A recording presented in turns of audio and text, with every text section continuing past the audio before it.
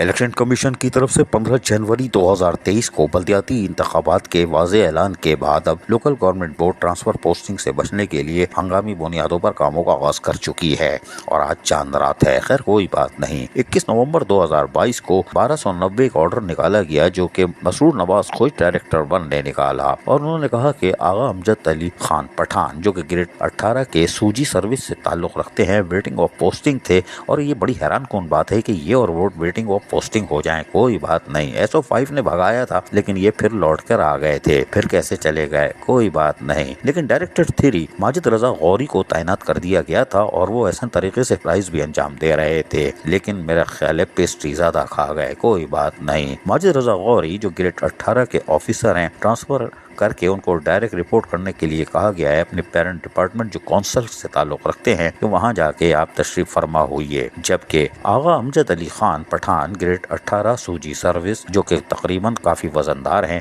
انہوں نے director 3 Sindh local government board کا چارج ایک بار پھر سنبھال لیا ہے، اور یہ تو دیر سے ہو گیا، پہلے ہونا چاہیے تھا، کیونکہ آغا امجد علی خان پٹھان یقینی طور پر مضبوط دکھائی دیتے ہیں، جو 2-3 دفعہ جیکوباد تک گئے تھے وہاں ڈسٹرکٹ کونسل میں، لیکن پھر کراچی آ گئے۔ کوئی بات نہیں، کراچی کا موسم شاندار ہے اور آغا امجد علی پٹھان سے امید ہے کہ اب ایک دفعہ پھر وہ کونسل والوں کی کم از کم نہیں سجائیں گے۔ عزیز عارف، KBS بلدیاتی نیوز کراچی۔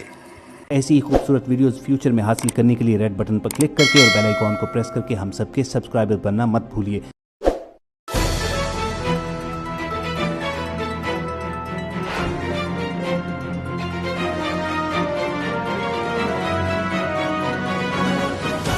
KBS